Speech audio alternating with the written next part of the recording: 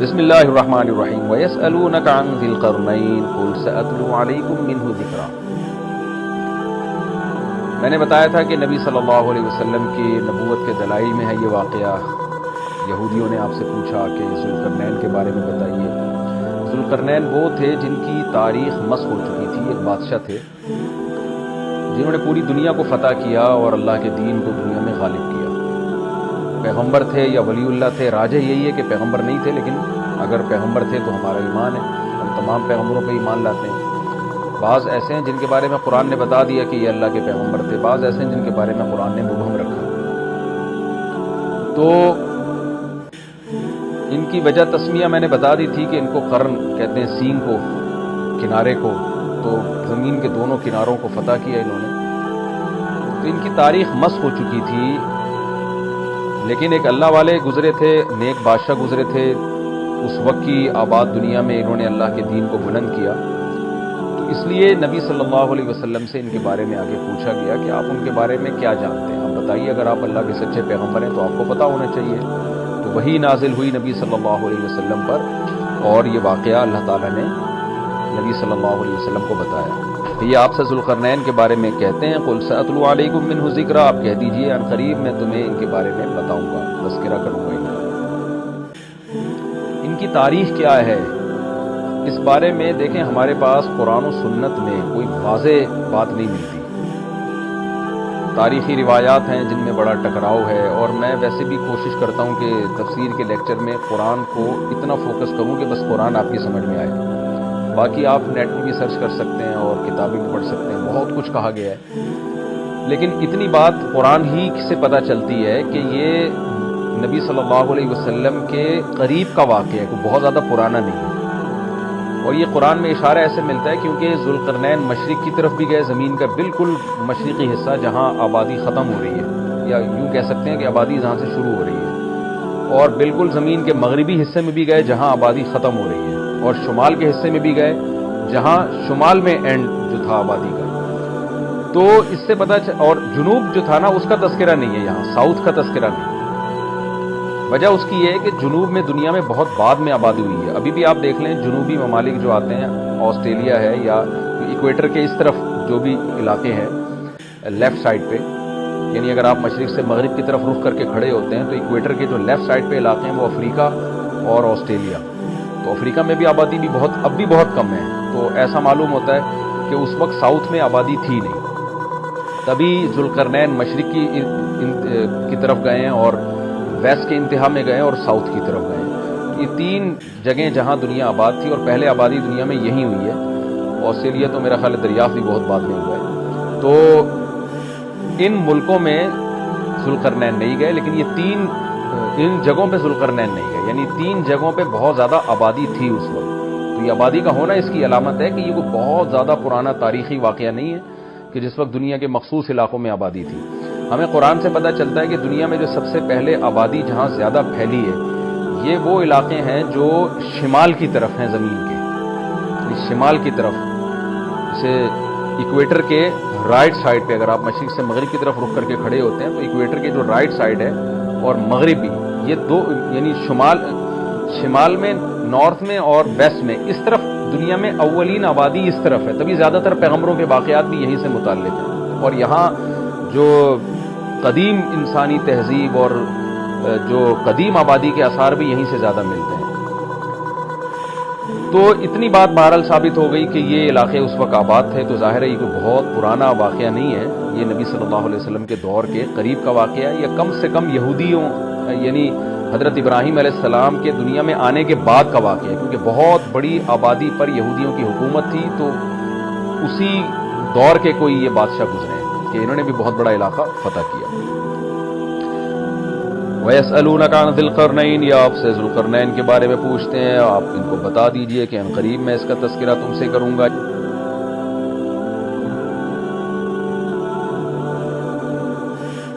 اِنَّا مَكَّنَّا لَهُ فِي الْأَرْضِ، ہم نے ان کو زمین میں ٹھکانہ دیا تھا، وَآتَيْنَاهُ مِنْ كُلِّ شَيْءٍ سَبَبًا، اور ہر طرح کے وسائل ہم نے ذوالقرنین کو دیے تھے۔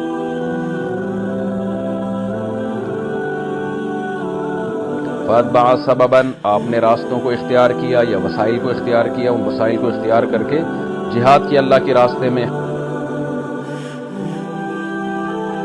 हत्ता इदा बलगा मगरिब अश-शम्सी, जब सूरज गुरूब होने की जगह पहुंचे, वजदहा तगरुबु फी आइनिन हमियतिन, आपने उसको स्याह पानी में गुरूब होते हुए पाया। मगरिब शम्स का मतलब जाहिर है जहां सूरज गुरूब होता है वहां तो दुनिया में कोई जा ही नहीं सकता, जमीन गोल है, वो तो घूमता ही रहेगा, हर जगह ही सूरज गुरूब हो रहा होता है।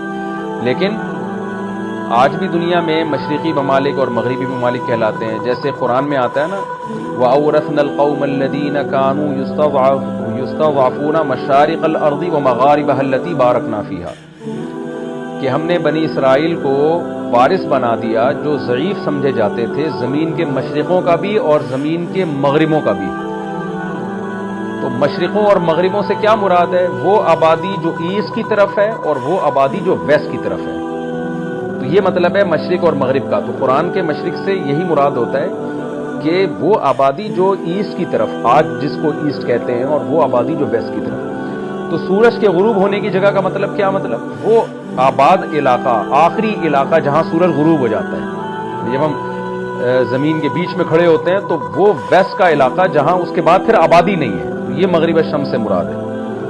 वजदहा तगरुबु फी आइनिन हमिया, यानी आप तो इलाके फतह करते चले जा रहे थे, तो जहां आबादी बिल्कुल खत्म हो गई तो आपने सूरज को पाया, महसूस किया कि वो ऐन चश्मे को भी कहते हैं और मुतलक पानी को भी कहते हैं, समंदर को भी कहते हैं।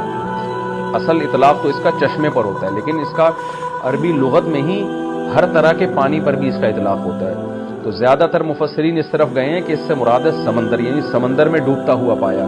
मतलब ये कि आगे आबादी खत्म हो रही थी और आप मजीद आगे जा नहीं सके, तो आपने उसको हमिया, हमा से निकला है। हमा अरबी में कोयले को कहते हैं, गर्म कोयला, स्याह। तो हमिया स्याही वाला, यानी स्याही वाला पानी। तो इस स्याही वाले पानी से ब्लैक कलर भी मुराद हो सकता है। ये कीचड़ पे भी इसका इतलाक होता है, क्योंकि कीचड़ मिट्टी के साथ जब मिला हुआ होता है ना, तो वो भी पानी स्याह नजर आता है। और इससे मुराद ये भी, स्याह का इतलाक अरबी में जो भी गहरा कलर होगा ना, उसको भी अरबी में सौदा कहा जाता है, असवद कहा जाता है, तो उस पर भी इतलाक हो सकता है। खुलासा ये निकलेगा कि जब वो पानी में सूरज डूब रहा था तो वो पानी का रंग गहरा था। अब इसकी बहुत सारी तफसीरें की गई हैं कि क्या मुराद है इससे, वल्लाहु आलम। ये तो जब कोई मगरिबी इलाकों में जाए, वहां खड़े होकर रिसर्च करे और वहां डूबता हुआ देखे तो पता चलेगा। बहरहाल इंसान को ऐसा ही लगता है जब वो समंदर के किनारे खड़ा होता है तो वो पानी समंदर में डूब रहा होता है।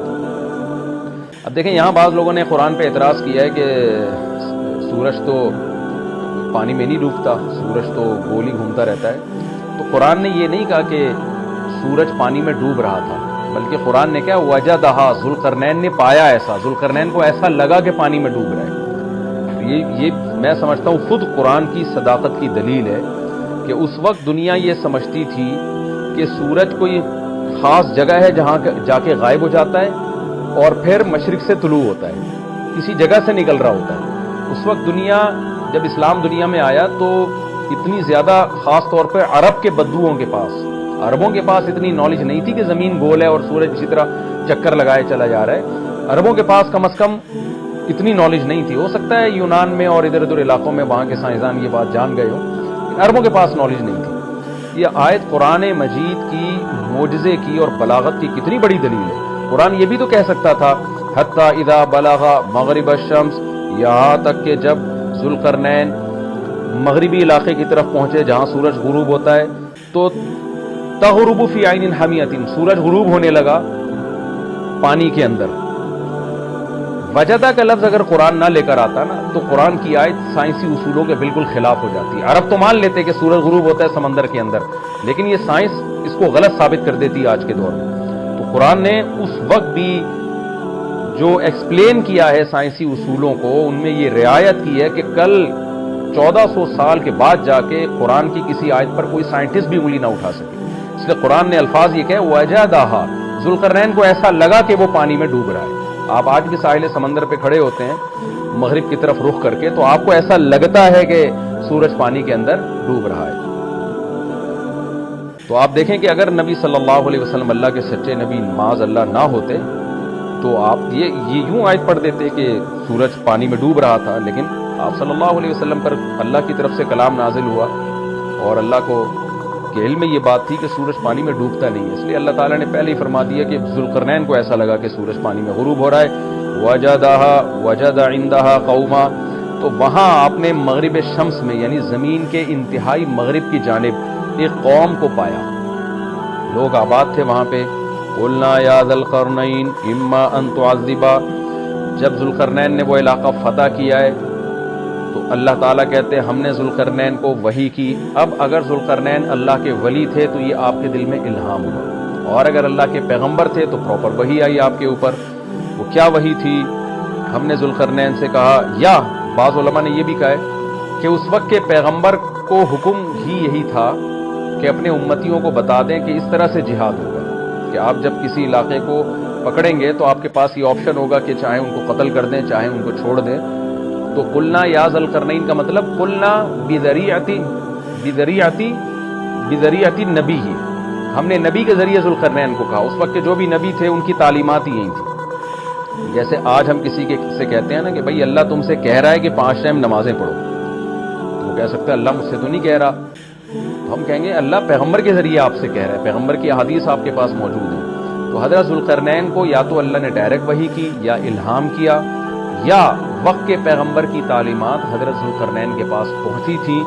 وہ تعلیمات یہی تھی کہ جو قوم آپ نے پکڑی ہے، جو گرفتار ہوئے ہیں جنگ کے ذریعے، جو علاقہ فتح ہوا ہے، ان کے ساتھ ان 2 میں سے ایک معاملہ آپ کریں۔ وہ معاملہ کیا ہے؟ اما ان تعذبا، اے ذوالقرنین یا تو ان کو عذاب دے، واما ان تتخذ فیہم حسنا، یا آپ کے پاس یہ بھی آپشن ہے کہ آپ ان میں کے ساتھ اچھا سلوک کریں، ان کو چھوڑ دیں۔ تو آپ کے پاس دونوں آپشن ہیں، جو چاہیں آپ کریں۔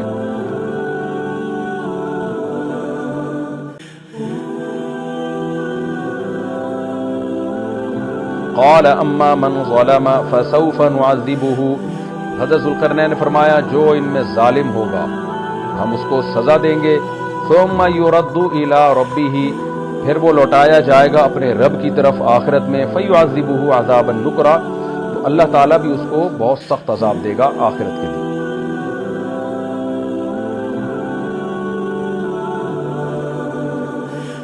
وَأَمَّا مَنْ آمَنَ وَعَمِلَ صَالِحًا، اور ان میں جو ایمان لے آیا اور نیک اعمال کیے، فَلَهُ جَزَاءً الْحُسْنَى، اس کے لیے اچھا بدلہ ہے، وَسَنَقُولُ لَهُ مِنْ أَمْرِنَا يُسْرًا، اور ہم ان قریب اس کے لیے اچھا معاملہ کریں گے، اس کو اور نوازیں گے۔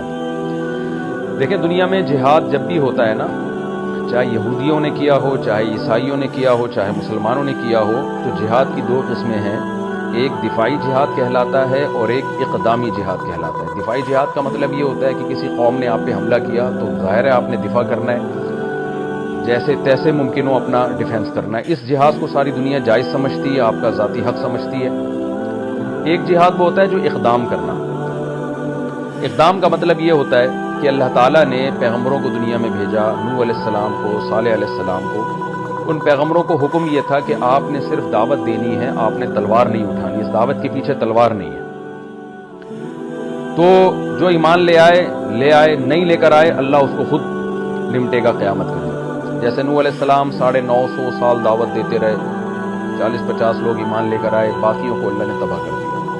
صالح علیہ السلام دعوت دیتے رہے، شعیب علیہ السلام دعوت دیتے رہے، اور ہود علیہ السلام دعوت دیتے رہے، ابراہیم علیہ السلام دعوت دیتے رہے، لوط علیہ السلام دعوت دیتے رہے۔ ان تمام پیغمبروں کی دعوت کے پیچھے تلوار نہیں تھی۔ حضرت موسیٰ علیہ السلام بھی دعوت دیتے رہے، اس کے پیچھے بھی تلوار نہیں تھی، لیکن جب فرعون تباہ برباد ہو گیا، غرق ہو گیا، پھر موسیٰ علیہ السلام کے پاس ایک ریاست آئی چھوٹی سی، پھر موسیٰ علیہ السلام کو اللہ نے حکم دیا کہ اب آپ تلوار لے کے جہاد کریں۔ تو ہم پچھلی امتوں میں دیکھتے ہیں جہاد کا حکم ہمیں نہیں ملتا، لیکن ہم موسیٰ علیہ السلام اس قرآن میں اگر ہم دیکھتے ہیں تو موسیٰ علیہ السلام کے دور سے ہمیں لگتا ہے کہ باقاعدہ تلوار کا تذکرہ ملتا ہے کہ اللہ تعالیٰ نے حضرت موسیٰ کو حکم دیا کہ اپنی قوم کو کہیں کہ قوم عمالقہ پہ آپ جا کے لڑائی کریں۔ پھر مشہور واقعہ ہے کہ یہودیوں نے کہا کہ ہم سے نہیں لڑا جاتا، جس پہ ان کو سزا ملی ہے، اور وادی عتیق میں 40 سال وہ دھکے کھاتے رہے۔ تو وہاں قوم عمالقہ نے کوئی حملہ نہیں کیا تھا موسیٰ علیہ السلام پر، بلکہ موسیٰ علیہ السلام کو خود حکم تھا کہ آپ نے ان کے اوپر حملہ کرنا ہے۔ اس کے بعد جو سلیمان علیہ السلام کی تاریخ ہے، داؤد علیہ السلام کی تاریخ ہے، یہاں اسٹیٹ تھی اور باقاعدہ یہاں سے حملے ہوتے رہے ہیں دوسری ریاستوں پر، جس کی وجہ سے یہودیوں کی بہت بڑی ریاست دنیا میں قائم ہو گئی۔ تو یہ کہلاتا ہے اقدامی جہاد۔ اس کا فلسفہ یہ ہے کہ یہ زمین اللہ کی ہے، تو اللہ تعالی صرف انسانوں سے یہ مطالبہ نہیں کرتے کہ جو ایمان لانا چاہے لے آئے، جو نہ لانا چاہے اس کو اپنے حال پہ چھوڑ دو، ٹھیک ہے، زبردستی کسی کو مسلمان نہیں بنایا جائے گا، لیکن زمین پر جو نظام چلے گا وہ اللہ کا چلے گا نظام۔ اس نظام کو قائم کرنے کے لیے تلوار اٹھانے کا حکم ہے۔ تو یہ یہود میں بھی رہا ہے، عیسائیوں میں بھی رہا ہے۔ اب پچھلی امتوں میں کیوں نہیں تھا؟ وجہ اس کی بار بار میں بتاتا رہتا ہوں کہ اللہ تعالیٰ نے اس دنیا کو جوڑا ہے اسباب کے ساتھ۔ اگر ہم قرآن کا مطالعہ کرتے ہیں، پچھلی امتوں میں جو اقدامی جہاد نہیں رہا، اس کی وجہ یہ تھی کہ اہل اسلام بہت کمزور تھے، وہ لڑ نہیں سکتے تھے۔ نوح علیہ السلام کے دور میں 40-50 لوگ مسلمان ہوئے ہیں، وہ ہزاروں کا مقابلہ نہیں کر سکتے تھے، لہذا ان کو حکم دیا گیا کہ بس آپ نے دعوت دینی ہے، دعوت دینی ہے۔ نوح علیہ السلام 950 سال دن میں بھی رات میں بھی پکارتے رہے۔ صالح علیہ السلام کے ساتھ بہت تھوڑے لوگ ایمان لائے، ہود علیہ السلام کے ساتھ بہت تھوڑے لوگ، لوط علیہ السلام کے ساتھ بہت تھوڑے لوگ، ابراہیم علیہ السلام کے ساتھ تو 2-4 کے علاوہ آپ کی 2 ازواج تھیں اور آپ کے بھانجے، ان کے علاوہ ہمیں نہیں پتہ چلتا کہ کوئی اور شخص تیسرا بھی ایمان لے کر آیا، تو آپ نے ہجرت کر کے علاقہ ہی چھوڑ دیا۔ تو یوسف علیہ السلام کا بھی ایسا ہوا کہ جب مصر میں گئے ہیں تو بہت تھوڑی تعداد میں بنی اسرائیل تھے، وہ مصریوں سے لڑ نہیں سکتے تھے، لیکن جب موسیٰ علیہ السلام کے دور میں بنی اسرائیل کو نجات ملی ہے، اچھا پھر موسیٰ علیہ السلام کو بھی حکم نہیں تھا کہ فرعون کے خلاف تلوار اٹھائیں؟ ظاہر ہے گراؤنڈ ریئلٹی یہ کہہ رہی تھی کہ ایسا ہو نہیں سکتا کہ ایک قوم جو غلام بنی ہوئی ہے اور اس کے پاس اپنے ظلم سے بچنے کے لیے وسائل نہیں ہیں، وہ ایک مضبوط ریاست کے خلاف خروج کیسے کر سکتی ہے؟ لہذا وہاں بھی اللہ نے اپنی طاقت اور قدرت سے فرعون کو تباہ و برباد کر دیا۔ اب جو بنی اسرائیل بچے نا ظلم سے آزاد ہوئے، اب ان کے پاس ایک چھوٹی سی اسٹیٹ آ گئی۔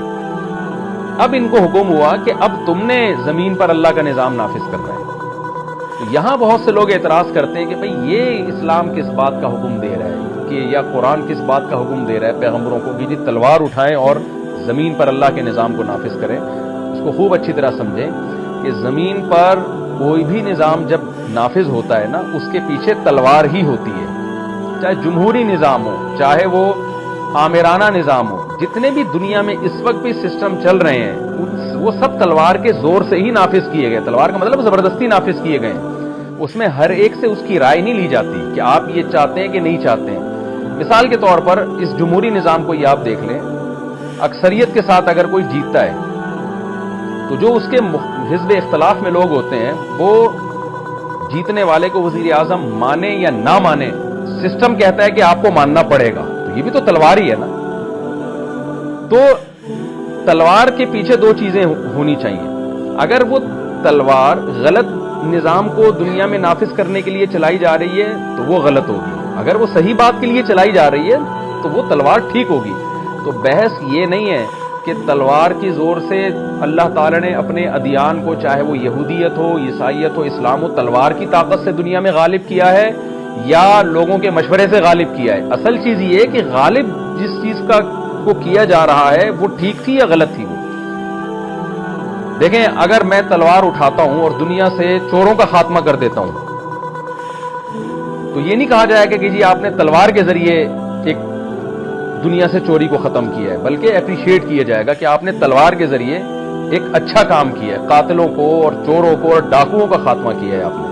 تو یہ خوب سمجھ لیں، اسلام دنیا میں آیا، اس سے پہلے یہودیت دنیا میں آئی یا عیسائیت دنیا میں آئی، تو جن پیغمبروں نے تلواریں اٹھائی ہیں نا، ان کا موقف بہت واضح تھا کہ زمین پر اللہ کا نظام ہونا چاہیے، اس نظام کو نافذ کرنے کے لیے تلوار چلے گی، ایک بات۔ نمبر 2 کہ ہم جس نظام کو اللہ کا نظام کہہ رہے ہیں، اس نظام کے اللہ کے نظام ہونے پر ہمارے پاس مضبوط دلائل ہے۔ یعنی ایک آدمی تلوار اٹھاتا ہے، وہ کہتا ہے کہ میں اللہ کے نظام کو دنیا میں نافذ کرنے کے لیے یہ کام کر رہا ہوں، لیکن اس کے پاس دلیل ہی نہیں ہے کہ میرا جو نظام ہے وہ اللہ کا نظام ہے، تو وہ بھی غلط ہے۔ دیکھیں یہاں 3 اسٹیپ ہیں، اس کو خوب اچھی طرح سمجھیں۔ تین اسٹیپ ہیں، اس کو یعنی ہمیشہ کے لیے نا یہ اقدامی جہاد کا فلسفہ آپ کے دماغ میں بیٹھ جائے گا۔ جب آپ تلوار اٹھاتے ہیں، نمبر 1، آپ جس سسٹم کو دنیا میں غالب کرنے کی بات کر رہے ہوتے ہیں نا تلوار کی طاقت سے، پہلی بات وہ سسٹم ٹھیک ہونا چاہیے۔ ایک بات، غلط چیز کو دنیا میں آپ تلوار کے ذریعے نافذ نہیں کر سکتے۔ نمبر دو، اس کے ٹھیک ہونے پر آپ کے پاس مضبوط دلائل ہوں، 2 اور 2 4 کی طرح آپ کے پاس دلائل ہوں کہ یہ جو میں چیز دنیا میں نافذ کر رہا ہوں یہ ٹھیک ہے۔ جیسے کوئی کرپشن کے خلاف جہاد کرتا ہے تو ساری دنیا مانتی ہے کہ کرپشن غلط ہے، تو یعنی یہ اتنا واضح آپ کا دعویٰ ہونا چاہیے۔ تیسری چیز، آپ کے پاس اسباب اور وسائل بھی ہوں کہ اسباب اور وسائل کی دنیا میں آپ فتح بھی حاصل کر سکتے ہو۔ تو 3 شرطیں کسی تحریک میں، کسی نظام میں پائی جائیں گی تو شرعن بھی اور عقلاً بھی ان کو اجازت ہوگی کہ وہ تلوار اٹھائیں اور اپنے نظام کو دنیا پہ نافذ کر دیں۔ اور یہ 3 شرطوں میں سے ایک شرط ہی اگر نہیں پائی جاتی پھر کسی تحریک کو یا کسی بھی شخص کو اجازت نہیں ہے۔ مثال کے طور پر اب میں ایسی مثالیں دیتا ہوں جس سے یہ جو میں نے 3 شرطیں بیان کی ہیں نا، یہ شرطیں اچھی طرح سمجھ میں آئیں گی۔ ایک آدمی تلوار اٹھاتا ہے، ایک تحریک چلاتا ہے، جیسے ہٹلر نے تلوار اٹھائی تھی، وہ بھی اقدامی لڑائی کر رہا تھا، اس نے تلوار اٹھائی کہ جی میں پوری دنیا میں کا کنٹرول اپنے ہاتھ میں لینا چاہتا ہوں، لیکن تلوار اس نے اٹھائی اس بیس پہ وہ چاہتا تھا کہ جرمن کو پوری دنیا کا حاکم بنا دے۔ اس سے جب پوچھا گیا کہ بھئی آپ جرمن قوم کو پوری دنیا کا حاکم کیوں بنانا چاہتے ہیں، اس نے دلیل دی کہ جرمن قوم دنیا کا بہترین دماغ رکھتی ہے اور دنیا کا لیڈر بننے کی سب سے بڑی جرمن قوم میں صلاحیت ہے۔ یہ دلیل بھی غلط تھی، اور جس چیز کو دنیا میں، جس ہدف کو لے کے وہ دنیا میں اس نے تلوار چلائی، وہ ہدف بھی غلط تھا۔ ایک شرط ہو سکتا ہے پائی جاتی ہے، اس نے کہا ہوگا کہ میرے پاس اتنے وسائل ہیں، اتنی طاقت ہے، اتنا اسلحہ ہے، ایسی منظم فوج ہے کہ میں دنیا پہ غلبہ پا سکتا ہوں۔ اس میں 2 رائے ہو سکتی ہیں کہ ہٹلر کے پاس اتنی مضبوط فوج تھی یا نہیں تھی۔ ہم مان لیتے ہیں کہ جی اس کے پاس اتنی مضبوط آرمی تھی، اتنے وسائل تھے کہ وہ دنیا میں غلبہ حاصل کر سکتا تھا، لیکن پچھلی 2 شرطیں یہاں مفقود ہو رہی ہیں کہ آپ جس چیز کو دنیا میں نافذ کر رہے ہو، اس کی آپ کے پاس برحق ہونے کی کیا دلیل؟ آپ یہ تو قوم کی جنگ ہے، آپ ایک قوم کو دنیا کا امام بنانا چاہتے ہو۔ تو دنیا میں جتنی بھی غیر مسلموں کی جنگیں ہوتی رہی ہیں، یا تو یعنی ان میں 2 شرطیں لازمی مفقود ہیں، نہ ان کے پاس کوئی ہدف ہوتا ہے صحیح، ہدف کیا ہوتا ہے دنیا کے وسائل پہ قبضہ کرنا، اور نہ اس ہدف کے صحیح ہونے کی ان کے پاس کوئی واضح دلیل ہوتی ہے۔ جبکہ اسلامی جنگیں یا یہود و نصارہ کی جو جنگیں رہی ہیں، ان جنگوں کے پیچھے دعویٰ بھی درست ہوتا ہے اور ان کے پاس اس دعوے کے درست ہونے کی دلیل بھی بہت واضح ہوتی ہے۔ تیسری شرط میں اختلاف ہو سکتا ہے کہ آپ کے پاس پاور ہے یا نہیں۔ تو جتنی بھی جنگیں دنیا میں ہوئی ہیں، جو مذہب کے نام پہ جنگیں ہوئی ہیں، اگر ان جنگوں میں مذہب ٹھیک تھا اور جو مذہب کے نام پہ جنگ کرنے والے لوگ تھے ان کے پاس اپنے مذہب کے برحق ہونے کے دلائل بھی 2 اور 2 4 کی طرح بالکل واضح تھے، اور ان کے پاس اتنی طاقت بھی تھی کہ لڑائی کے بعد فساد برائے فساد نہیں ہوگا بلکہ وہ علاقوں پہ قبضہ کر لیں گے، تو پھر ایسی جنگ ان کے لیے بالکل جائز تھی، دنیا میں کوئی عقل مند اس کو غلط نہیں کہہ سکتا۔ تو یہ اقدامی جہاد ہے جو اسلام میں بھی رہا ہے، یہودیوں میں بھی رہا ہے اور عیسائیوں میں بھی رہا ہے۔ اور میں بار بار یہ بات کہتا ہوں، ہمارے ایک دوست اٹلی گئے نا، تو انہوں نے کہا کہ وہاں پہ ایک اٹلی میں جو ایک سٹی ہے جو پانی پہ ہے، اس کا نام اس وقت میرے ذہن سے نکل گیا، میں ہو کے بھی آیا ہوں، چاروں طرف پانی ہے، تو وہاں ایک بورڈ انہوں نے لگا کے رکھا ہوا ہے کہ مسلمان فاتحین جب یورپ میں داخل ہوئے تو جو ناجائز قبضہ انہوں نے کیا اور تلواریں چلائی تو ہم بھاگ کے ان جزیروں میں محصور ہو گئے تھے۔ تو میرے دوست نے مجھے اٹلی سے فون کیا کہ یہ جو مسلمان فاتحین کے بارے میں اس طرح کے بورڈز پہ یہاں چیزیں لکھی ہوئی، میں نے ان سے کہا کہ ان سے آپ یہ کہنا کہ یورپ جو عیسائیوں کے ہاتھ میں آیا نا، تو وہ بھی فاتحین ہی آئے تھے، وہاں پہ یہودیوں کو بھگایا تھا ان فاتحین نے۔ تو آپ نے جو یورپ پہ قبضہ کیا تھا وہ بھی مذہب کی بیس پہ کیا تھا کہ آپ کے پیچھے عیسیٰ علیہ السلام کی دعوت تھی اور آپ کا یہ ہدف تھا کہ حضرت عیسیٰ برحق نبی ہیں، اور جو نبی برحق ہوتا ہے اسی کی تعلیمات کو دنیا میں ہم نے غالب کرنا ہے۔ تو آپ کے مقابلے میں یہودی کھڑے ہوئے، آپ نے یہودیوں سے علاقے چھین کے ان پہ قبضہ کیا، تو اس لیے یہ احتجاج کا حق تو یہودیوں کو ہونا چاہیے کہ ہم سے علاقے چھینے گئے۔ پھر ہم یہودیوں کی طرف آتے ہیں تو یہودی اگر کہے گا ہم پہ ظلم ہوا، عیسائیوں نے جنگیں لڑ کے ہم سے ہمارے علاقے چھینے، تو ہم یہودیوں سے بھی یہ کہیں گے کہ جناب آپ نے بھی داؤد علیہ السلام اور سلیمان علیہ السلام کی قیادت میں جہاد ہی کیا تھا، اس وقت آپ کا دعویٰ یہ تھا کہ داؤد علیہ السلام کا دین سچا ہے، سلیمان علیہ السلام کا دین سچا ہے، موسیٰ علیہ السلام کا دین سچا ہے، لہذا اس دین کو دنیا میں غالب ہونا چاہیے، اور آپ کے پاس اس کے برحق ہونے کے دلائل بھی تھے اور آپ کے پاس طاقت بھی تھی اور یہ مذہب بھی واقعی برحق تھا، لہذا آپ کا حق تھا کہ آپ دنیا پہ حکومت کریں، تو آپ نے حکومت کی۔ تو اب یہی دعویٰ پھر اسلام کا بھی دعویٰ ہے کہ محمد صلی اللہ علیہ وسلم برحق نبی ہیں، اور مسلمانوں کے پاس آپ صلی اللہ علیہ وسلم کے نبی ہونے کے اور اسلام کے سچے ہونے کے 2 اور 2 4 کی طرح واضح روشن دلائل بھی ہیں، اور مسلمانوں کے پاس پاور بھی تھی لڑنے کی۔ 100% پاور کا ہونا تو ضروری نہیں ہے، آدھی پاور بھی ہو تو اس قرآن نے مدد کا وعدہ کیا ہے، تو جذبہ بھی تھا۔ تو اسی جذبے کے تحت اگر مسلمانوں نے آپ کے علاقوں پہ قبضہ کر لیا تو کوئی نیا کام نہیں ہوا ہے، وہی کام ہوا ہے جو یہودی پہلے مشرکین کے خلاف کرتے رہے، پھر عیسائی یہودیوں کے خلاف کرتے رہے، اور اس کے بعد مسلمان فاتحین پھر دونوں کے خلاف کرتے رہے ہیں۔ کوئی اچھمبے کی بات نہیں ہے، تو یہ دنیا کا رواج بھی ہے اور عقل بھی اسی کو درست کہتی ہے۔ اور پھر ہم جو مشرکین ہیں، جو اقدامی جہاد کے قائل نہیں ہیں، جو بت پرست ہیں، ان کی بھی ماضی اگر تاریخیں اٹھا کے دیکھیں تو ان کے پاس بھی آج جتنے علاقے ہیں وہ بھی سارے تلوار کی طاقت سے ہی انہوں نے فتح کی۔ یہ تو جمہوری نظام دنیا میں اب آیا ہے، پہلے تلواریں ہی چلتی نہیں ہیں۔ محمد بن قاسم کے بارے میں کہا جاتا ہے نا کہ یہ علاقہ تو راجہ داہر کا تھا، محمد بن قاسم نے وہاں سے آ کے سندھ پہ حملہ کر کے جبرن سندھ کو فتح کر کے اسلام میں اور اسلامی ریاست میں داخل کیا، تو یہ تو اصل میں تو ہندوؤں کا تھا اور راجہ داہر کا تھا۔ وہاں بھی ہے کہ راجہ داہر کون سا الیکشن کے ذریعے آیا تھا، راجہ داہر بھی تلوار کی طاقت سے ہی اس نے ان علاقوں پہ قبضہ کیا تھا۔ تو تلوار ہی کی طاقت سے دنیا میں حکومتیں ہمیشہ قائم ہوئی ہیں۔ یہ تو ایک دفعہ جب قائم ہو گئیں تو بڑی جنگوں سے روکنے کے لیے پھر آپس میں ان کے ایگریمنٹ ہوئے کہ ہم ایک دوسرے کے خلاف لڑیں گے نہیں۔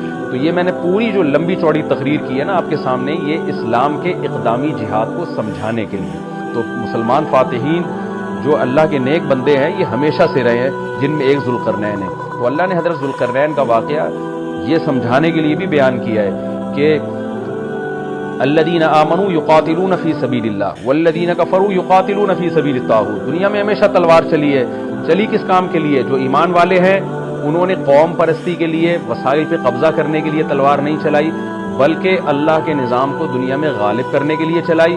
والذین کفروا یقاتلون فی سبیل الطاغوت، اور جو خدا کو نہیں ماننے والے انہوں نے بھی تلواریں چلائی ہیں لیکن شیطانی نظام کو دنیا میں نافذ کرنے کے لیے۔ تو ذوالقرنین کا واقعہ بھی جو اصل سبق ہمیں اس سے ملتا ہے وہ یہ ملتا ہے کہ اللہ کے نیک بندوں نے تلواریں اٹھائی ہیں اور دنیا میں اللہ کے نظام کو نافذ کیا ہے۔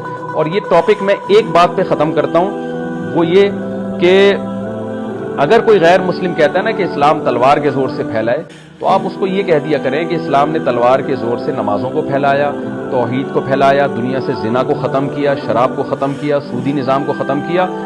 تم نے جو تلوار چلائی ہے، تم نے دنیا کو زنا سے بھر دیا، تم نے دنیا میں شراب کو عام کر دیا، تم نے ماں باپ کے لیے اولڈ ہاؤس بنا کے اولڈ ہاؤس میں جمع کرنے کے کلچر کو پروموٹ کیا۔ تو تلوار دنیا میں ہر جگہ چلی ہے۔ مسلمان کی تلوار سے رشتہ داری جوڑنے کا نظام پیدا ہوا اور پاک دامنی کا نظام پیدا ہوا، ایک خدا کی عبادت پہ لوگ آئے، اور کفر کی تلوار سے دنیا میں بے غیرتی اور بے حیائی پھیلی ہے، جو آج ساری دنیا اپنی آنکھوں سے دیکھ رہی ہے، خودکشیاں پھیلی ہیں۔ تو تلوار تو دونوں نے چلائی ہے لیکن تلوار سے نافذ کیا گیا ہے، اس کو دیکھنا پڑے گا۔ تو یہ حضرت ذوالقرنین کے واقعے سے بھی ہمیں سبق ملتا ہے کہ آپ نے بھی تلوار، تو دنیا میں سارے فاتحین تلوار ہی چلاتے رہے ہیں۔ قال اما من ظلم فسوف نعذبه ثم يرد الى ربه۔ اللہ تعالیٰ فرماتے ہیں کہ جب ذوالقرنین نے علاقہ فتح کیا تو ہم نے ذوالقرنین سے کیا کہا؟ اما ان تعذب، آپ کو اختیار ہے، آپ چاہیں تو ان کو عذاب دیں۔ کیا مطلب؟ قتل کر دیں ان کو۔ میدان جنگ میں پکڑے گئے ہیں، لڑائی کے بعد پکڑے گئے ہیں تو آپ کو یہ حق ہے قتل کر دیں۔ وَإِمَّا أَن تَتَّخِذَ فِيهِمْ حُسْنًا، یہ بھی آپ کے پاس حق ہے، اس زمانے کی شریعت میں ایسا ہی ہوگا کہ آپ ان پر احسان کر کے ان کو چھوڑ دیں۔ تو آپ کو اللہ نے دونوں اختیار دیے، اس زمانے کی شریعت میں ایسا ہی تھا۔ قَالَ أَمَّا مَنْ ظَلَمَ، حضرت ذوالقرنین کی اللہ تعریف کر رہا ہے کہ ذوالقرنین نے فیصلہ یہ کیا کہ نہ تو میں سب کو چھوڑوں گا نہ میں سب کو قتل کروں گا، میں کیا کروں گا؟ من ظلم، جو ظلم کرے گا، فسوف نعذبه، ان قریب اس کو میں سزا دوں گا۔ یہاں ظلم سے مراد ہے کفر پہ باقی رہے گا، جو کفر پہ باقی رہے گا، شرک کرتا رہے گا، برائیوں میں پڑا رہے گا، تو اس کو میں عذاب دوں گا۔ بظاہر ایسا لگتا ہے عذاب سے مراد قتل کرنا۔ ثم يرد الى ربه، پھر وہ اپنے رب کی طرف لوٹایا جائے گا۔ فيعذبه عذابا نكرا، اللہ پھر اس کو اس سے بھی بڑا عذاب دے گا۔ دنیا میں تو یہ عذاب ملے گا، آخرت میں اس سے بھی بڑا عذاب ہوگا۔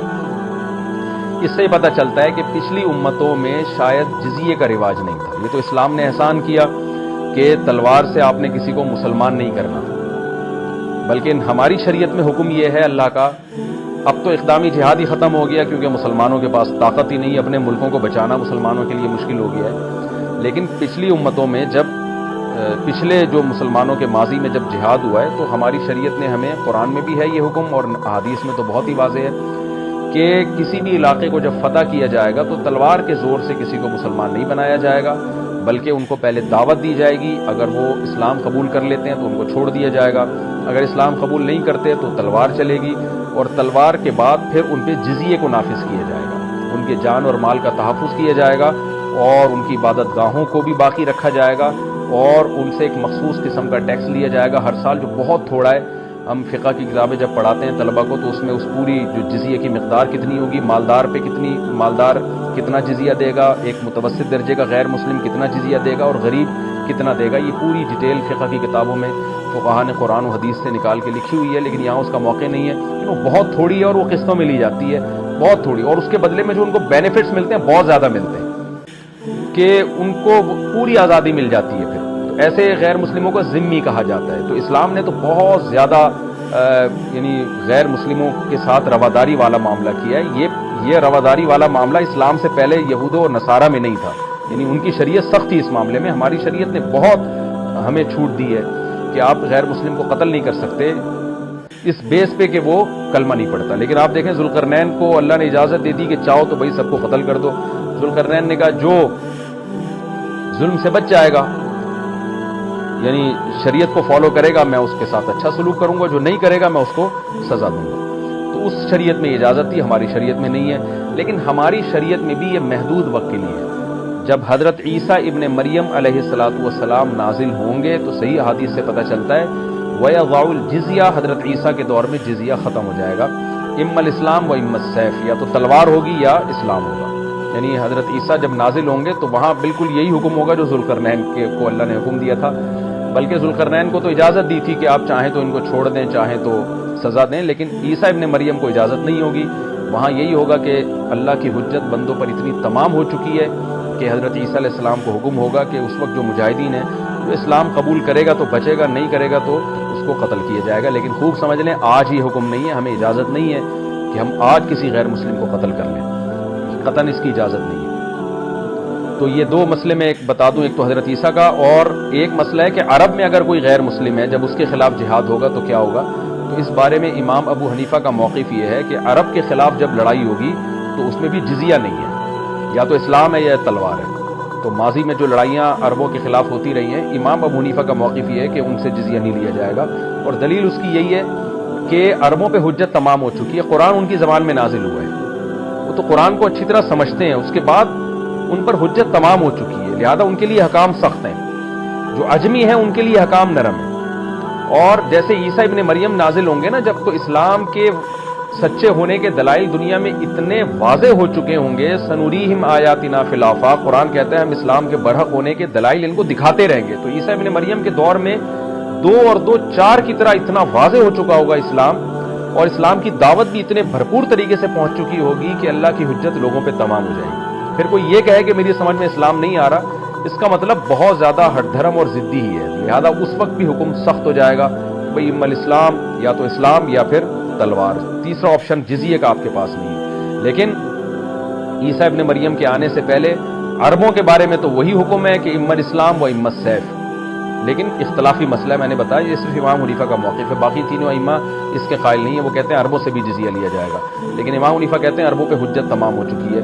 ان کے الگ الگ دلائل ہیں، اس میں جانے کا کوئی زیادہ فائدہ نہیں، اور ویسے بھی آج کل اقدامی جہاد تو ہے نہیں. تو اس ڈیٹیل میں جب عیسیٰ علیہ السلام کے دور میں اقدامی جہاد شروع ہوگا تو ویسے ہی جزیہ کے حکام ختم ہو چکے ہوں گے. اللہ کرے کہ اس سے پہلے مسلمانوں کے پاس اتنی طاقت آ جائے، خلافت قائم ہو جائے، ریاست قائم ہو جائے مضبوط جیسے ہوا کرتی تھی. یہ تو اب اللہ کی مرضی ہے.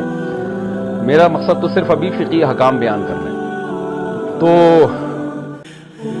اس وقت بھی جو ہے نا حجت تمام ہو چکی ہوگی، لہذا اس وقت اسلام یا تلوار. تو یہاں حضرت ذوالقرنین کو اللہ نے کیا فرمایا، اما ان تعذب و اما ان تتخذ فیہم حسنا، چاہے تو آپ قتل کر دیں، چاہے تو آپ اچھا سلوک کریں. حضرت ذوالقرنین نے کہا جو ظلم کرے گا قتل کروں گا، پھر اللہ اس کو عذاب دے گا. واما من آمن وعمل صالحا فلہ جزاء الحسنى، جو ایمان لا کے نیک اعمال کرے گا اس کو بہت اچھا بدلہ دوں گا، اور سنقول له من امرنا یسرا، اس کے ساتھ میں اچھا معاملہ کروں گا.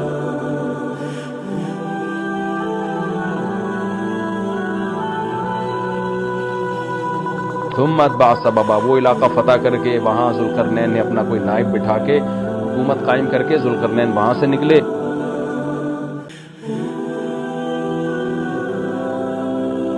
حتی اذا بلغ مطلع الشمس، پھر زمین کے مشرق کی طرف سفر کیا، یہاں تک کہ مطلع الشمس، جہاں سے سورج طلوع ہوتا ہے نا، جو انتہائی آبادی ہے، کتنا لمبا سفر ہوگا آپ اس زمانے میں دیکھیں. تو وہاں پہنچے. وجدہا تطلع علی قوم، سورج کو دیکھا کہ ایسی قوم پہ طلوع ہو رہا ہے. لم نجعل لهم من دونها سترا، کہ ہم نے اس قوم اور سورج کے درمیان کوئی آڑ نہیں رکھی تھی. آڑ نہ ہونے کا مطلب یہ کہ چٹیل میدان میں وہ لوگ رہتے تھے، اور ایسے دیہاتی بدو قسم کے لوگ تھے کہ گھر بنانا بھی نہیں جانتے تھے، دھوپ میں پڑے رہتے تھے. اس ٹائپ کی کوئی قوم تھی.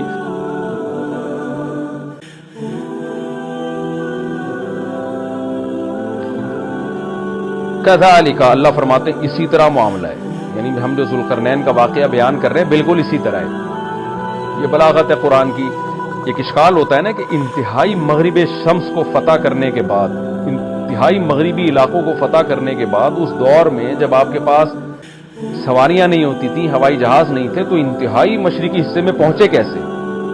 تو اللہ فرماتے ہیں کذالک، ایسا ہی ہے جیسا ہم بیان کرنے ہیں. اللہ نے ان کو وسائل دیے تھے، پہنچ گئے وہ.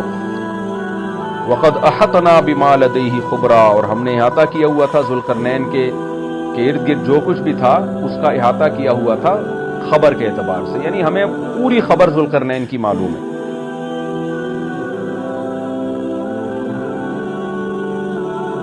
ثم اتبع سببا، اس کے بعد پھر آپ نے راستے کو فالو کیا.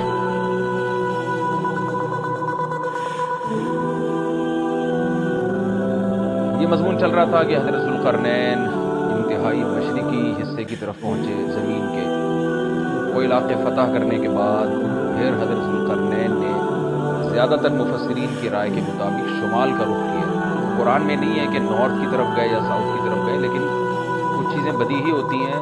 آبادی ظاہر ہے اس وقت نارتھ ہی کی طرف زیادہ تھی، ساؤتھ کی طرف آبادی بہت بعد میں دنیا میں آئی ہے، اور اب بھی بہت کم آبادی ہے ساؤتھ کی طرف. تو غالب یہی ہے کہ نارتھ کی طرف حضرت ذوالقرنین گئے.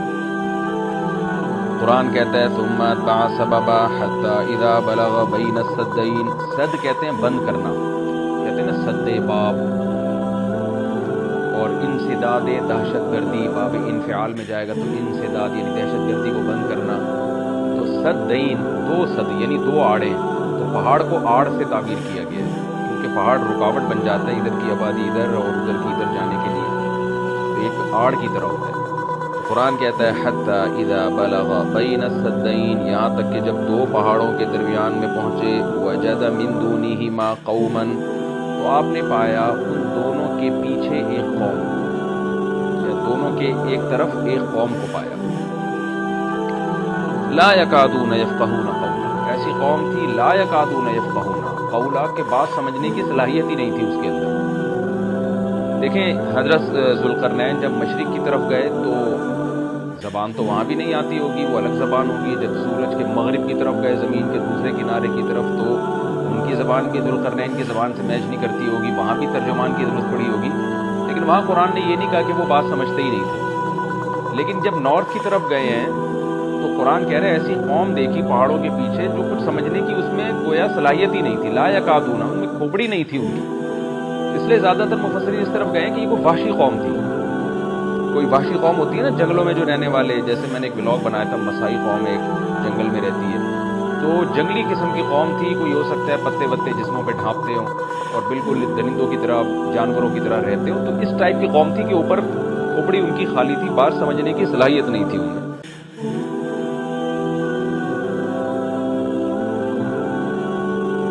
قالوا یا ذا القرنین، وہ ذوالقرنین سے آ کے کہنے لگے ان یاجوج و ماجوج مفسدون فی الارض، کیا ذوالقرنین آپ اللہ کے نیک بزرگ ہیں، آپ آئے ہیں اللہ سکھا رہے ہیں لوگوں کو، دین کی دعوت دے رہے ہیں، توحید کی دعوت دے رہے ہیں. تو ایک کام ہمارا کر دیں کہ ایک قوم ہے یاجوج اور ماجوج جس نے زمین میں فساد مچا کے رکھا ہوا ہے. اب سوال یہ پیدا ہوتا ہے کہ جب اس قوم میں کچھ سمجھنے کی صلاحیت ہی نہیں تھی تو ان کو یہ کیسے پتہ چل گیا کہ یہ ذوالقرنین اللہ کے نیک بندے ہیں، اور پھر ان سے بات چیت بھی ہوئی اور ذوالقرنین نے ان کو آگے یہ بھی بتایا کہ میں دونوں پہاڑوں کے درمیان سیسا پلائی ہوئی دیوار بنا کے ان پہاڑوں کو بند کر دوں گا، اس میں میرے ساتھ یہ تعاون کرو، تو یہ سب کانورزیشن ہوئی کیسے؟ تو اس کا جواب آسان ہے، ظاہر ہے جتنی بھی بیوقوف قوم ہو کسی نہ کسی طریقے سے اشاروں سے، ترجمان سے، مختلف طریقوں سے اس کو تھے تو بہرحال انسان، نہ کوئی گدھے گھوڑے یا کوئی بندر تو نہیں تھے انسان۔ تو قرآن کا منشا صرف یہ ہے کہ ان کے ساتھ ذوالقرنین کو سمجھنے اور سمجھانے میں بہت زیادہ پریشانی ہوئی۔ مقصد صرف یہ بتانا ہے کہ بہت ہی کوئی بیوقوف قسم کی قوم تھی۔ تو باقی قرآن پھر جو واقعے کی تکمیل کے لیے پھر بیچ میں بہت ساری چیزوں کو حذف کر دیتا ہے جو غیر ضروری ہوتی ہیں۔ اب عقل مند یہ بات سمجھ جائے گا کہ ذوالقرنین اور ان کے درمیان جو بات چیت ہوئی، اس میں حضرت ذوالقرنین کو بہت زیادہ مشکلات پیش آئیں، ان کی بات کو سمجھنے میں بھی اور سمجھانے میں بھی۔ تو آگے پھر قرآن جو ہے نا کہ جو ان کا جو بڑا مقصد تھا وہ بہرحال حاصل ہو گیا، وہ اشاروں سے ہوا ہو، وہ کوئی ترجمان کے ذریعے ہوا ہو یا کسی بھی طرح سے ہوا ہو، تو ذوالقرنین نے بھی، حضرت ذوالقرنین نے بھی کوئی حل نکالا ہوگا نا کہ اس قوم کی بات کو سمجھنے کی ہم کوشش کریں، ان کو بہرحال دین کی دعوت دی ہوگی۔ تو اس اشکال کا جواب تو یہ ہے، کیونکہ قالو کا مطلب یہاں نہیں ہے کہ آئے انہوں نے ذوالقرنین کی زبان میں بات کرنا شروع کر دی، جو بھی اپنی زبان میں جس طرح سے بھی بات کی، چاہے اشارہ سے کی ہو یا ترجمان کے ذریعے کی ہو۔ دوسری بات یہ ہے کہ انہوں نے حضرت ذوالقرنین کی طاقت کا تو اندازہ لگا لیا تھا کہ یہ اتنے پاورفل ایک لشکر کے ساتھ آئے ہیں اور ان کے پاس اتنا اسلحہ ہے، اتنے گھوڑے ہیں، تو یہ ہنر مند ہیں۔ اور آگے ریکویسٹ انہوں نے اس لیے بھی کی کہ حضرت ذوالقرنین کی بزرگی کا بھی ان کو اندازہ ہو گیا۔ دیکھیے اللہ تعالیٰ نے انسان کی نیچر ایسی بنائی ہے کہ جو نیک لوگ ہوتے ہیں نا، ان کی تقوی اور للہیت کا، ان کی بزرگی کا غیر مسلموں پہ بھی اثر پڑتا ہے۔ ہندوستان میں علماء بتاتے ہیں کہ ہندو مسلمان بزرگوں کے پاس آیا کرتے تھے دعا کرانے کے لیے، اب بھی آتے ہیں۔ انڈیا کے بعض علماء نے ہمیں بتایا کہ ہمارے پاس ہندو بھی آتے ہیں اور کہتے ہیں ہمارے لیے دعا کریں اللہ تعالیٰ سے، کیونکہ ایک لاشعوری طور پر انسان کے ذہن میں یہ بات ہوتی ہے کہ بھئی یہ اللہ والا آدمی ہے۔ جیسے یوسف علیہ السلام جب جیل میں تھے تو غیر مسلم یوسف علیہ السلام کے پاس آئے اور کہنے لگے کہ آپ ہمیں خواب کی تعبیر بتائیں۔ سوال پیدا ہوتا ہے کہ بھئی وہ تو غیر مسلم تھے اور یوسف علیہ السلام نمازی پرہیزگار تھے، تو غیر مسلموں کو کیسے اندازہ ہو گیا کہ یہ خواب کی تعبیر بتائیں گے؟ اس کا جواب یہی ہے کہ لاشعوری طور پر اللہ نے دلوں میں ایک ہیبت ڈالی ہوتی ہے پرہیزگار لوگوں کی، ایک روب ڈالا ہوا ہوتا ہے اور ایک عظمت ڈالی ہوئی ہوتی ہے۔ یوسف علیہ السلام کے پاس آنے والے لوگوں کو یہ بات معلوم تھی کہ یہ عظیم انسان ہے اور یہ ان کو اللہ تعالیٰ وہ باتیں بتا دے گا جو ہمیں نہیں بتاتا، اللہ ان کو خواب کی تعبیر سمجھا دے گا، ہم نہیں سمجھ سکتے۔ تو یہ لاشعور میں انسان کی ہوتی ہے یہ بات۔ اور بھی اس پہ بہت ساری مثالیں ہیں، لیکن میں پھر وہ ہمارا یہ لیکچر جس کو ہم فوکس کر رہے ہیں وہ رہ جائے گا۔ تو ذوالقرنین کے ساتھ بھی یہی ہوا کہ وہ قوم جنگلی وحشی قسم کی تھی، لیکن ان کو طاقت کا بھی اندازہ ہو گیا اور بزرگی کا بھی اندازہ ہو گیا۔ پھر آ کے انہوں نے درخواست کی۔ طرز عمل سے یہ لگتا ہے کہ وہ قوم بھی مسلمان ہو گئی تھی، یعنی بغیر لڑائی کے اور بغیر کسی مناظرے بازی کے ذوالقرنین کا مذہب اس قوم نے بھی قبول کر لیا۔ تو کیا کہنے لگی حضرت ذوالقرنین سے، بھئی آپ ہمارا ایک کام کر دیں، آپ اتنے پاورفل آدمی ہیں، ان یاجوج و ماجوج مفسدون فی الارض، یاجوج ماجوج ایک قوم ہے جس نے زمین میں فساد مچا کے رکھا، آئے دن قتل و غارت کرتے ہیں وہ، اور ہمارے پاس ان سے لڑنے کی طاقت نہیں ہے۔ فَهَلْ نَجْعَلُ لَكَ خَرْجًا، کیا ہم آپ کے لیے خرچ بنا سکتے ہیں؟ کچھ اجرت خرچ کہتے ہیں، خراج کا لفظ آپ نے سنا ہوگا، ٹیکس کو یا اجرت کو، تو ہم آپ کو کمیشن دیں گے اس کا، ہمارے پاس پیسہ بہت ہے، وسائل بہت ہیں، لیکن وہ ٹیکنالوجی ہمارے پاس نہیں ہے جو آپ کے پاس ہے۔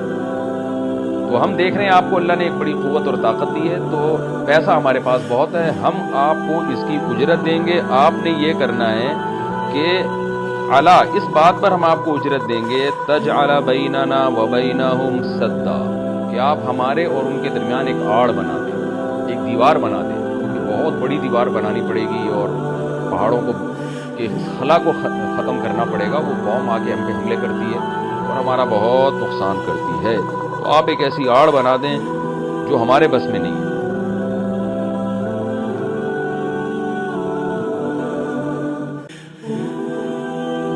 قال ما مکنی فیہ ربی خیر، ذوالقرنین نے فرمایا میرے رب نے جو مجھے ٹھکانہ دیا ہے، طاقت دی ہے، وہ بہتر ہے۔ کیا مطلب؟ مجھے تمہاری اجرت کی ضرورت نہیں ہے، میرے پاس بہت وسائل ہیں۔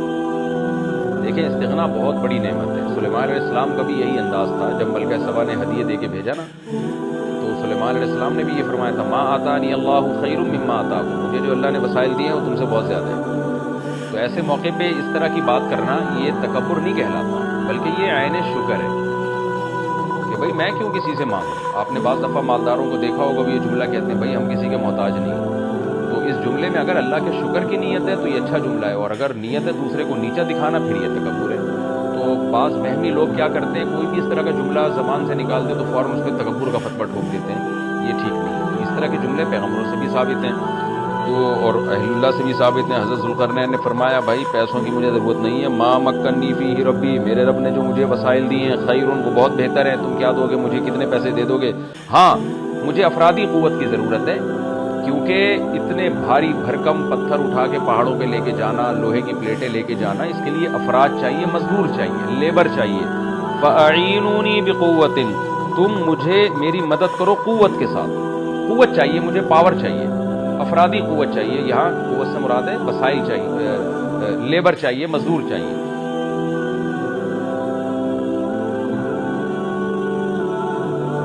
اجعل بینکم وبینہم ردما، میں تمہارے اور ان کے درمیان آڑ بنا دوں گا، دیوار بنا دوں گا۔ آتونی زبر الحدید، وہ قوت یہ چاہیے کہ دو تم مجھے لوہے کی پلیٹیں، یعنی اوپر چڑھانے میں میری مدد کرو ان کی۔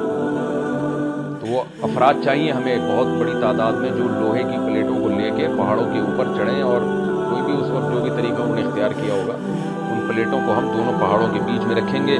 حتی اذا ساوا بین الصدفین، یہاں تک کہ جب دونوں کنار، صدف کہتے ہیں پہاڑ کے کنارہ، دونوں کناروں کے درمیان ان لوہے کی پلیٹوں کو۔ اچھا یہاں بھی اندماج ہے، صنعت اندماج کا مطلب بہت سے واقعات قرآن بیچ میں حذف کر رہا ہے۔ تو ایسا ہی نہیں ہے کہ بنی بنائی پلیٹیں، انہوں نے کوئی اسٹیل مل تھی اور وہ پلیٹیں پہلے سے تیار رکھی ہوئی تھی۔ ظاہر ہے ذوالقرنین نے کیا کیا، لوہا جمع کیا پہلے، حضرت ذوالقرنین نے کس قدر محنت لگی ہوگی، پہاڑوں کے درمیان بہت زیادہ لوہا چاہیے، تو کہاں کہاں سے پتہ نہیں کتنے مہینے کا یہ پروسیس ہوگا، کتنے سال اس پروجیکٹ میں لگے ہوں گے، کہاں کہاں سے لوہا جمع کیا ہوگا۔ ہو سکتا ہے زمین میں کھدائی کا کام شروع کیا ہو پہلے، کہ زمین سے لوہا نکالیں ہم، پھر اس لوہے کو گرم کر کے اس کو بھٹیوں میں گرم کر کے کیسے پلیٹوں کی شکل میں تبدیل کیا ہوگا۔ تو یہ کوئی آسان کام نہیں ہے، لیکن قرآن نے اس پورے واقعے کو حذف کر دیا اور مختصراً بیان کیا۔ آتونی زبر الحدید، جو لوہے کی پلیٹیں ہم نے تیار کی ہیں وہ لا کے دو۔ حتی اذا ساوا بین الصدفین، جب ان پلیٹوں کو دونوں پہاڑوں کے بیچ میں ایسے ایسے نصب کرنا شروع کر دیا، ایک پلیٹ آئے، پھر دوسری پلیٹ، پھر تیسری پلیٹ، یعنی اگر ایسے کر کے پلیٹ لگاتے تو یہ تو پلیٹ تو بہت ہلکی ہوتی، یاجوج ماجوج اس میں سوراخ کر دیتے یا کچھ بھی اس کو توڑ دیتے یا جلا دیتے، پگھلا دیتے بھٹی کے ذریعے، کچھ بھی کر سکتے تھے۔ تو پلیٹوں کو ایسے کر کے رکھا گیا، تو چوڑائی میں جو ہے وہ دیوار بنے۔ قال انفخوا، تو ذوالقرنین نے کہا اب ان میں آگ بھڑکاؤ۔ انفخوا کا مطلب پھونک مارنا ہے، لیکن یہاں پھونک سے بھٹی کی جو گرم کرنے کے لیے جو ہوا ڈالی جاتی ہے نا، جو جیسے آپ نے دیکھا ہوگا نا پرانے زمانے میں خواتین جو تھی، وہ بوڑھی مائیں کیا کرتی تھیں، دادیاں، وہ ایک پائپ لے کے نا کوئلوں میں پھونک مارتی تھیں، اس سے کیا ہوتا ہے وہ ٹیمپریچر بڑھتا ہے۔ آج بھی میں نے گاؤں دیہاتوں میں دیکھا ہے بھٹیوں میں کہ وہ ہوا کا پریشر بنانے کے لیے انہوں نے کچھ دیسی قسم کی مشینیں لگائی ہوئی ہوتی ہیں۔ ایک صاحب کو میں نے دیکھا وہ سائیکل کا پہیے پہ پتہ نہیں کون سی مشین لگائی ہوئی ہے، اس سائیکل گھمائے جا رہے ہیں، ادھر سے ہوا نکل رہی ہے اور وہ لوہا پگھلنا شروع ہو گیا۔ تو بھٹی میں جو پہلے زمانے میں ٹیمپریچر بڑھایا جاتا تھا وہ ہوا کا پریشر بڑھا کے ہی بڑھایا جاتا تھا، یا ہو سکتا ہے کوئی گیس ہو جس کا پریشر بڑھانے کو انفخوا سے تعبیر کیا جا رہا ہے۔ حتی اذا جعلہ نارا، یہاں تک کہ جب ان پلیٹوں کو بہت زیادہ گرم کر دیا اور آگ کی طرح، وہ پلیٹیں بیچ میں نصب کر کے نا آگ کی طرح پگھلنے لگیں، پانی کی طرح وہ پگھلنے لگیں، تو قال آتونی افرغ علیہ قطرہ، جب وہ گرم ہو گئی نا بہت زیادہ، تو پہلے سے تانبا پگھلا کے رکھا ہوا تھا۔ یہاں بھی وہی تفصیل ہے کہ حضرت ذوالقرنین نے جو اتنا زیادہ تانبا پگھلا کے پہلے سے بالکل وہ پانی کی طرح تانبا پگھلایا ہوا تھا۔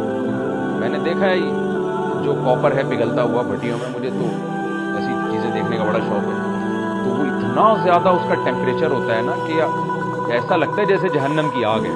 اللہ ہم سب کو محفوظ رکھے۔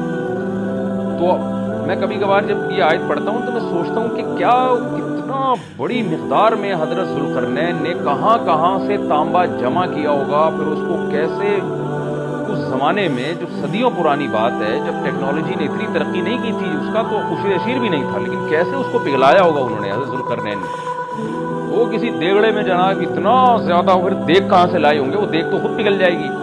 उसके लिए मखसूस किस्म की एक कोई मेटल होता है कि उसका टेम्परेचर और तांबे का टेम्परेचर में फ़र्क होता है कि तांबा जिस टेम्परेचर में पिघलेगा तो उस धात को, तांबे को जिस देग में डाला जाए वो उस टेम्परेचर पे ना पिघलता हो। ये कोई पत्थर की देग होगी, जो भी होगा, लेकिन बहरहाल ये सारी चीज़ें मुहय्यरुल उक़ूल है।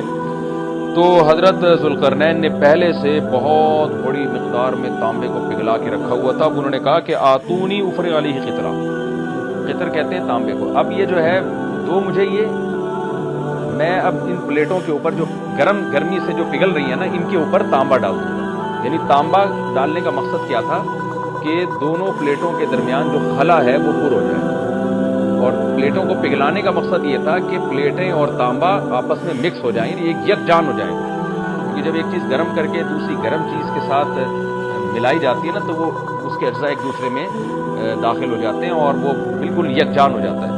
तो आतूनी उफ़रिग़ अलैहि क़ितरा, दो मुझे ये तांबा, यहाँ मैं इसके ऊपर उंडेल दूंगा। तो वो देगें तांबे की पिघला के पहाड़ों पे चढ़ाया गया उन देगों को, और फिर वो लोहे की प्लेटों के बीच में जो खला था ना, उस खला में वो तांबे का जो पिघला हुआ तांबा था पानी की शक्ल में, उस पिघले हुए तांबे को डाल दिया गया।